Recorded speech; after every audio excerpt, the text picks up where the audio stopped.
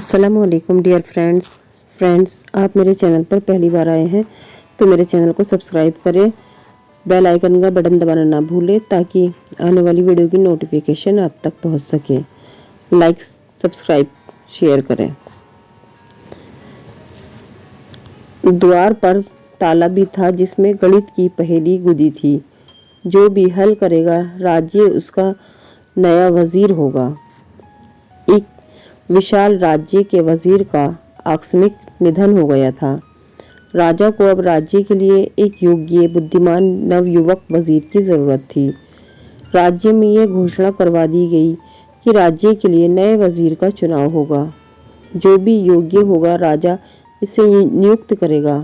बहुत सारी परीक्षा और विचार विमर्श के बाद संपूर्ण राज्य में सबसे बुद्धिमान और योग्य 3 युवक लाए गए। तीनों को राजा के सामने उपस्थित किया गया। राजा ने उनसे कहा कि आप तीनों में से जो भी सबसे योग्य होगा उसका चुनाव नए वजीर के लिए किया जाएगा। उन्हें राजमहल के कक्ष में रखा गया। अब तक पुराने राज्य में यह सब बात फैल गई थी। उन्हें वजीर बनाने के लिए कल क्या परीक्षा ली जाएगी चर्चा थी। उन्हें एक कक्ष में बंद किया जाएगा और उस कक्ष के द्वार पर एक ताला होगा। वो ताला सामान्य ताला नहीं होगा। उस ताले की कोई चाबी नहीं होगी। वो ताला विशेष गणितज्ञ के द्वारा बनाया गया है। उसे खोलने के लिए गणित के नंबरों की एक पहेली हल करनी होगी जो उस ताले पर गुदी होगी, और हल करने पर जो संख्या आएगी उसी से वो ताला खुलेगा।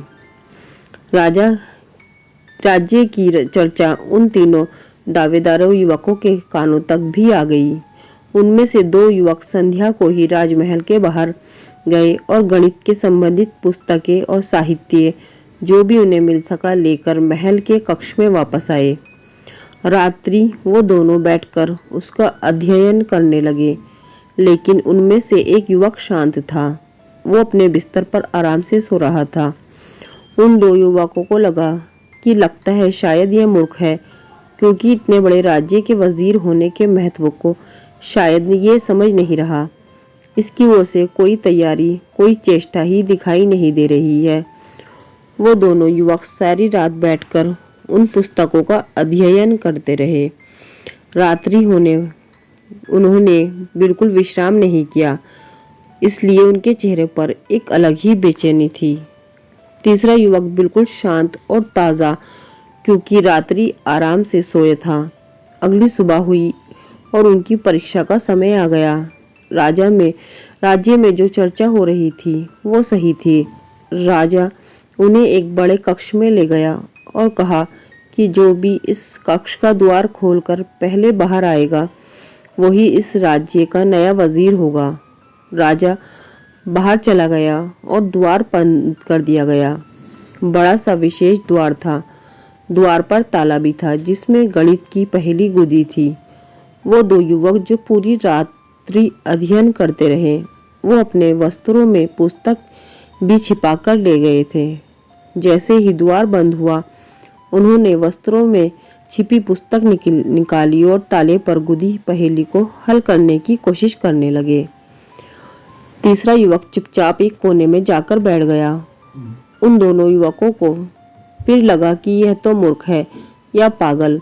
वो दोनों पूरी जान लगाकर उस पहेली को हल करने की कोशिश करने लगे। जो भी वो हल करते उससे वो ताला नहीं खुलता। पहले युवक आता, फिर दूसरा युवक आता। कुछ समय वो बारी बारी गए, फिर कुछ समय पश्चात आपस में लड़ने लगे। अचानक वो तीसरा युवक उठा और द्वार पर जाकर उसने हाथों से द्वार को धकेला और द्वार खुल गया। द्वार पर जो ताला था वो केवल उन्हें भ्रमित करने के लिए था। उस ताले का द्वार खोलने का कोई संबंध ही नहीं था। राजा उस युवक को फिर से कक्ष में ले गया। वो दोनों अभी भी आपस में लड़ने में लगे थे। उन्हें पता ही चला कि द्वार खुल गया है और वो युवक बाहर चला गया है। राजा ने उन्हें बोला, रुक जाओ, हमें राज्य का नया वजीर मिल गया है। उन दोनों युवकों को विश्वास ही नहीं हुआ। तीसरा युवक को राजा के साथ देखकर राजा ने कहा कि द्वार सिर्फ बंद किया गया था, द्वार पर ताला नहीं था। हमारे राज्य को ऐसा ही वजीर चाहिए था जो परीक्षा की घड़ी में शांति और संयम से काम ले। पहले समस्या को समझे, पता करे कि समस्या है भी या नहीं, और समस्या को सही से समझेगा वही उसका हल भी निकाल सकेगा। इस तरह उस युवक को राज्य का नया वजीर बना दिया गया। फ्रेंड्स, आपको मेरी कहानी पसंद आई है तो मेरे चैनल को सब्सक्राइब करें, लाइक, शेयर और कमेंट करें। शुक्रिया।